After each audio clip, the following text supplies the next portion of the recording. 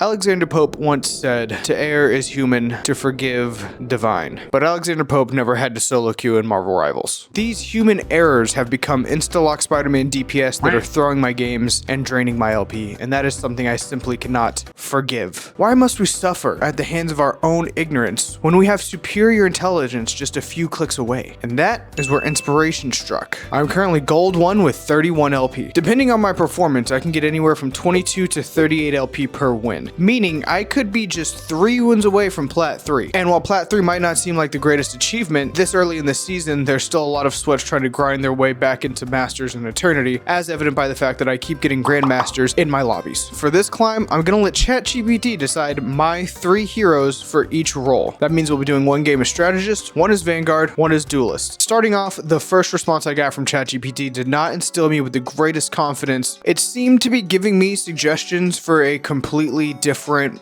Marvel game that I'm not even sure exists. And unless Scarlet Witch and Black Widow got a rework that I'm not aware of, or Vision is going to be added to the game very soon, these recommendations were not going to work. So I had to add a bit more clarification. We were now at least on the right game, but I was mainly just given descriptions about each strategist from a website called Sportskeeda. I've never heard of Sportskeeda. And while I don't doubt the legitimacy of Sportskeeda, this still didn't get me closer to my goal. Although I did find this one line about Jeff very amusing. His ult can disrupt enemy formations, but may require self-sacrifice. I salute you, Jeff Mains. After finally forcing my machine coach to actually pick a strategist for me, it landed on Luna Snow. And thankfully, Luna Snow is my most played hero, so surely I should be able to win considering I'm on my most comfortable pick, right? So to start off, I practiced my best DPS impression and I instant lock Luna Snow. And another small detail is to keep in mind this message from Ham. It will come into play later. Now to start off, we do my pre-game ritual, which is where I break everything that is breakable in the lobby so that way I can warm up my aim. Now remember how I said to keep that message in mind literally just like 5 seconds ago? Keep in mind this message. Well, here we see it come back because Marky next door does not tolerate homophobia in his video games. Now getting into the game proper, you can hear my Captain America here comms that we should go to the left. Go through here, through the stairs. And who am I to say no to Captain America? Now I'll be honest with you here, nothing actually really happens. We take this first point pretty much completely free, so we're just gonna jump ahead to where it gets a bit more interesting. And it's here we meet the first real roadblock of the challenge, and his name is this Moon Knight for game 1, who absolutely puts me down like a dog, and that will not be the last time we see of him, trust me. Next I overhear my Captain America and Star-Lord having a very interesting conversation. Why are you stuck? You can't move, or like you're hiding? No, I just ran out of gas. And now while my Star-Lord figures out his gas situation, I attempt to return to the fight, only to be met by the God of Thunder himself running me down, and believe it or not, Moon Knight killing me yet again. I didn't realize this until I watched the replay. I thought Thor killed me. It was actually Moon Knight. Now, there's a saying in Tennessee, I know it's in Texas, I'm sure it's in Tennessee as well, that says, "A fool me once, shame on you. A fool me can't get fooled again." And this time we dodged the Moon Knight ult. We have learned from our previous failures, and honestly, from this point forward, it's pretty smooth sailing, so that'll just go ahead and take us into round 2. We're starting it off 3-0. We also see during the intermission Marky next door reminding Hamfin of his crucial mistake. Now for the beginning of this next round, we're going to kind of speed it up here because these guys were not doing the best of job. They kept trying to come through this left door where Penny had her mine set up. I really don't understand what the thought process here was. Everything was going fine and dandy until my arch nemesis showed up yet again. Hello, motherfucker.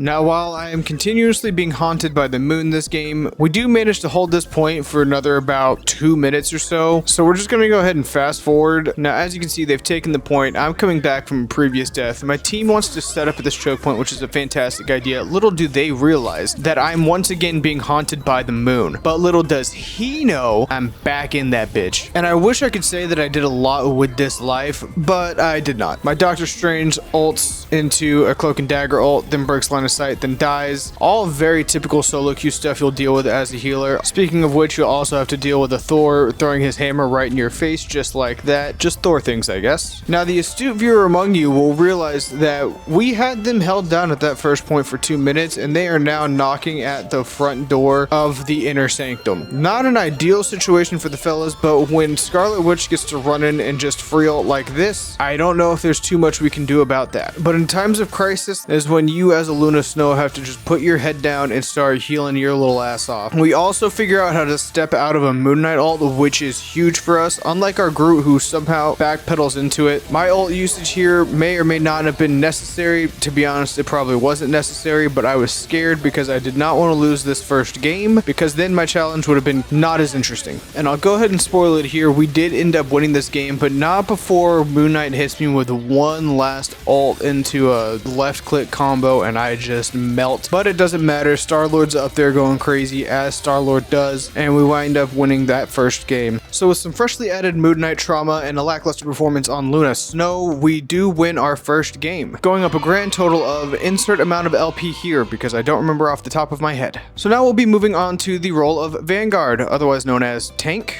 And now I've been dipping my toes into the tank role ever since the end of Season 0. I found it was easier to climb if I filled tank than if I filled support. Now heading back to my AI coach, I had high hopes that ChatGPT would give me my new main going forward for the rest of the season. Now once again, it did require a bit of persuasion for my AI overlord to give me his infinite knowledge, but when he finally did, he bestowed upon me the hero Thor. Now look, I haven't played the most Thor out of anybody, obviously, right? But more important than having hours on Thor is I have hours on support. And that means I know how annoying a Thor can be once he gets in the backline. So realistically, all I have to do is get to the backline and beat the shit out of the support. And as long as I have a good main tank like a Stranger at Magneto, being Thor shouldn't be much of a problem. And hopefully we can just roll our next game. Some of you may have picked up on my subtle foreshadowing where I said as long as we had a good main tank, Thor was a good pick. Spoiler alert, the guy who has not picked yet did not in fact pick tank, he picked Hela. Now as you could imagine, solo holding this point as Thor was not ideal. What also was not ideal was jumping up to the TP thinking I could do anything as Thor. Thankfully, the Hela pick does bring me back, only for me to literally not be able to do anything. I'm pretty much useless for a majority of this fight that's taking place on this point, and I will eventually go for the Rocket Raccoon. By the time I do this though, it's too little too late, and my entire team is dead, and I wind up dying as well. Now I'm gonna speed up this next part here, mainly because my Thor gameplay is not very good, and because of that reason, I'm kind of just running in, smacking a few people, almost dying, running out, and just repeating that process. Without having another tank, I try and go in and create space, and I just eat a ton of damage and wind up having to run back to my healers with my tail between my legs. And it's at this point that I'm thinking, man, I wish I was any other tank besides Thor so I could try and solo tank this. But I did get to at least have this fun moment where I caught a cloak and dagger and a rocket respawn. And outside of that little moment, the rest of this round went terribly. I whiff an ult, and then I die a bunch.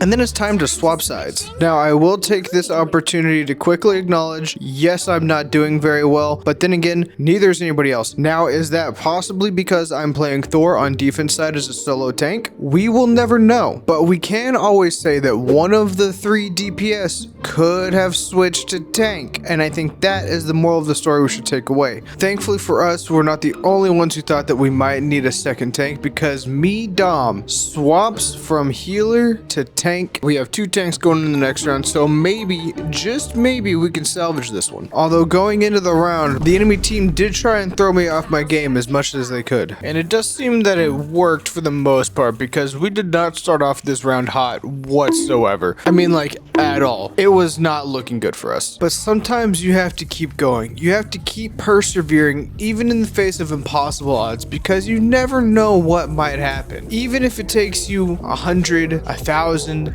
1,000,000 tries, you have to keep going. Never give up, never back down, because you never know. Maybe there is a light at the end of that dark tunnel, and maybe you will be able to pull out that victory. This is not one such case. Now, while we did manage to get close to the end, realistically the game wasn't close. You can look at the scoreboard and see for yourself. We weren't ever really in that game. Regardless, we still had one more role to play. Being 22 LP down, the cracks in my plan were starting to show. ChatGPT can't account for me being the only tank. It can't account for insta-lock DPS who refuse to switch. There's so many variables that go into a game like this that maybe machine learning isn't what we need. But even with my dreams of hitting Plat 3 in just 3 games gone, I was still determined to finish my challenge and play one more game as DPS. Now, DPS is my least played role, and I wouldn't wouldn't say this because I'm bad, it's just because everybody wants to insta-lock DPS. So it's easier if you're solo queuing to just learn how to support or tank. That said, my DPS hero pool is very limited. I think this season I only have one DPS game so far. So after going back to my AI 8-ball one more time, I was able to get my final hero, Scarlet Witch. Now again, my playtime on this hero might not indicate that I know what I'm doing, but I do have one thing going for me when it comes to Scarlet Witch. She's brain dead easy to play. Yeah, there we go! I want to sit back and relax and enjoy my evening. Oh shit, here we go again. Nice. Boom! Boom! Boom! It's time to get back to work. In nomine Patri, Filii et Spiritus Sancti. Wait. By the eye of Agamotto! Are you sure about that?